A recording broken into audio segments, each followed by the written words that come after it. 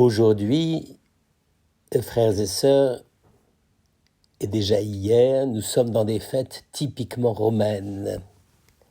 Hier, c'était la cathédrale du Latran. Je crois même que j'ai été un peu long parce que c'est vrai que c'est une histoire assez belle. Mais aujourd'hui, le 10 novembre, c'est encore une fête et un motif de fête encore plus extraordinaire que la cathédrale Saint-Jean de Latran. C'est un des 3 ou 4 plus grands papes de toute l'histoire de la papauté. C'est Léon le Grand. Léon le Grand, c'est un homme qui a vécu depuis 390 jusqu'à 460.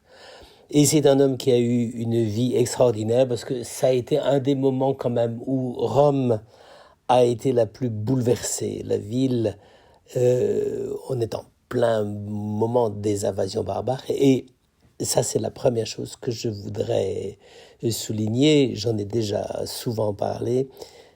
Saint Léon est un homme qui a aimé sa ville. Il n'était sans doute pas romain, il est peut-être originaire de Toscane, donc plutôt plus au nord, n'est-ce pas? On ne sait pas exactement d'où il est. Mais en tout cas, très très vite, il va à Rome et là, il a une dimension à la fois intellectuelle, spirituelle et même un peu politique assez remarquable. Ce qui fait que très vite, il est repéré par le pape de l'époque qui lui confie un certain nombre de missions, notamment en Gaule.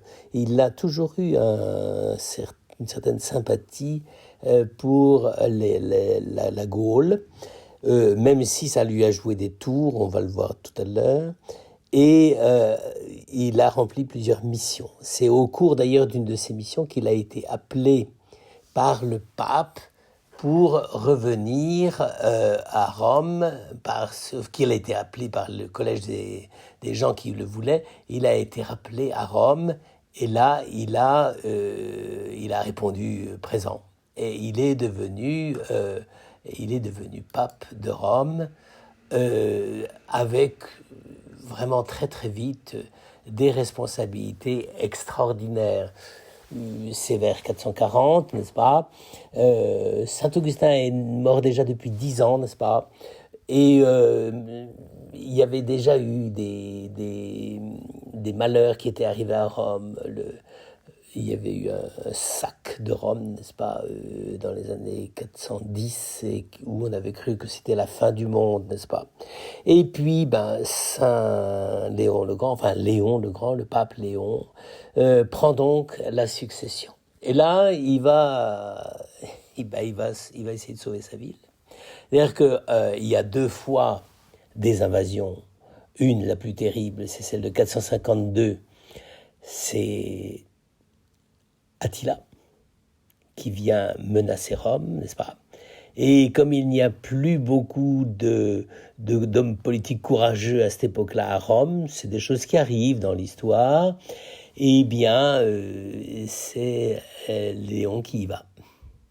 Et donc, il a osé aller affronter Attila pour lui demander d'épargner la ville. Et curieusement, ça a marché. Alors, certains historiens soulignent quand même qu'il y avait des troupes romaines qui étaient dans les parages quand même, et que peut-être il n'y a pas eu que la persuasion de Saint Léon, mais que certaines menaces, peut-être Attila ne se sentait pas tout à fait d'attaque à affronter Rome pour la détruire, parce que ça, j'allais dire, il n'y avait pas de... on n'était pas dans le sentiment, dans le ressenti, n'est-ce pas? On nettoyait la ville et basta. Eh bien, il ne l'a pas fait. Et puis, quelques années plus tard, un autre barbare, chef barbare, Genséric, a voulu faire la même chose. Et là, il a commencé vraiment un sac de Rome, mais Léon a réussi à obtenir que ça n'aille pas jusqu'à brûler, incendier la ville, jusqu'à violer les femmes romaines, jusqu'à tuer la population, n'est-ce pas? Donc il a quand même réussi à négocier pour que Rome reste Rome. Alors, c'est pour ça qu'il a eu ce magnifique surnom de Defensor Civitatis. C'est pas simplement, j'allais dire, un homme politique, c'est un homme qui voit ce qu'est le bien d'une humanité, n'est-ce pas? C'est pas quelqu'un qui prend son deuil en disant oh, ben de toute façon on n'y peut rien, la société est fichue, on ne peut pas, c'est pas la peine d'essayer de la sauver. Non, non, c'est pas du tout ça. Et c'est un homme qui voit la réalité d'un évêché, l'évêché de Rome, enfin la ville de Rome. Il la voit d'abord comme une ville dont il a la charge comme pasteur.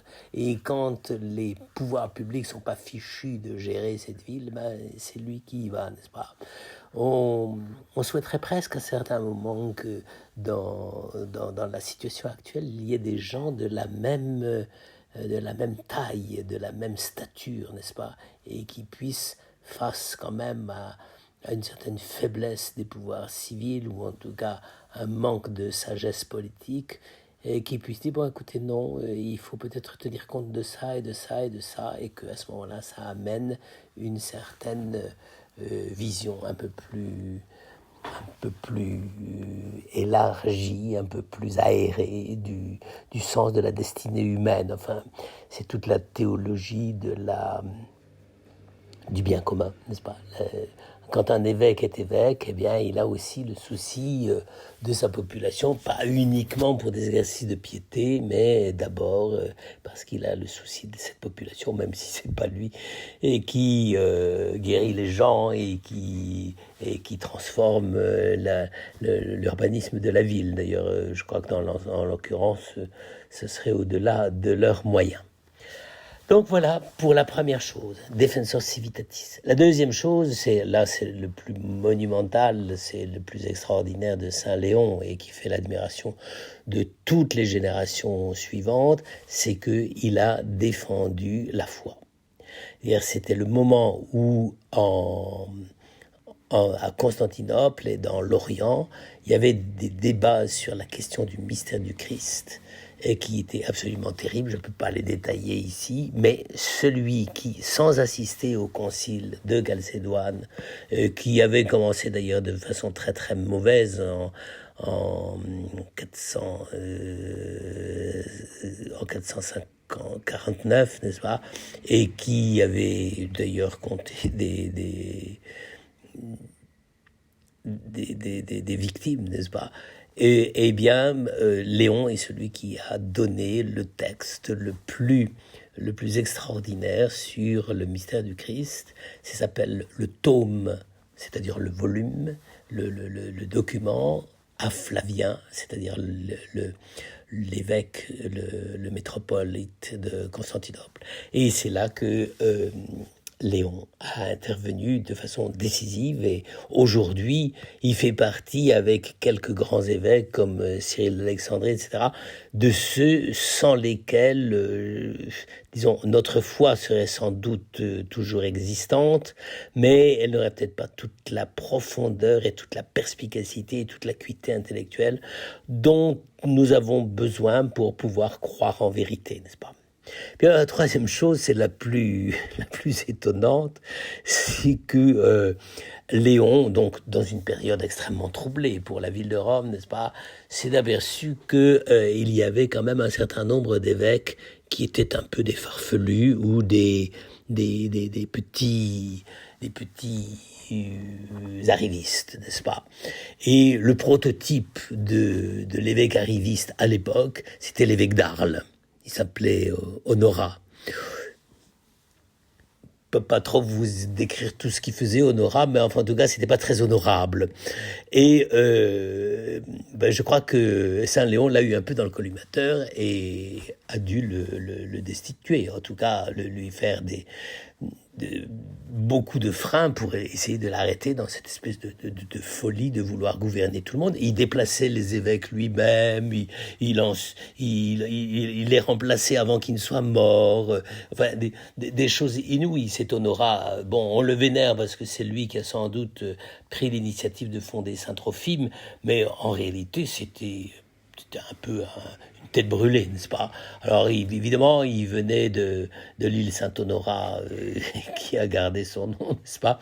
Mais eh bien, c'est effectivement là que Saint-Léon a dû mettre un peu le haut là, en disant à Honorat de se calmer, quoi. Et d'ailleurs, il a fallu plusieurs condamnations parce que l'autre ne comprenait rien, n'est-ce pas? Il était un tout petit peu allumé, quoi.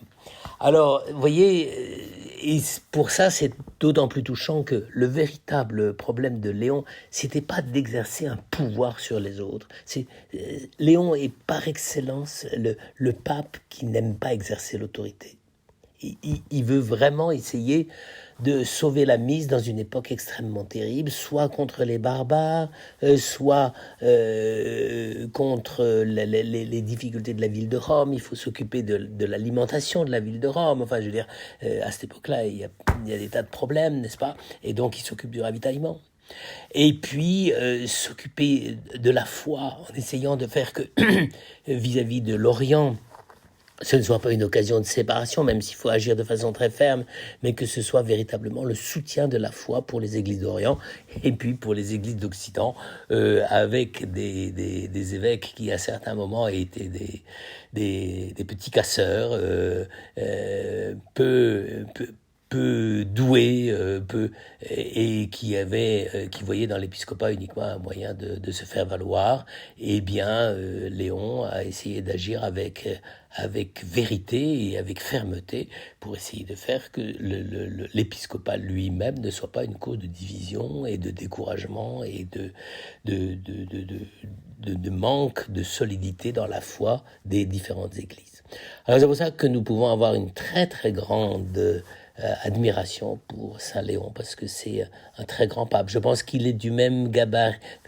Dans le monde moderne, nous avons comme point de référence, je pense, Benoît XVI, parce que Benoît XVI restera, je crois, dans l'histoire, un pape d'une très grande dimension pour soutenir les églises et pour donner à l'Église un certain nombre d'éléments de référence concernant la foi. Ça, c'est sûr que Benoît XVI est un très grand monsieur.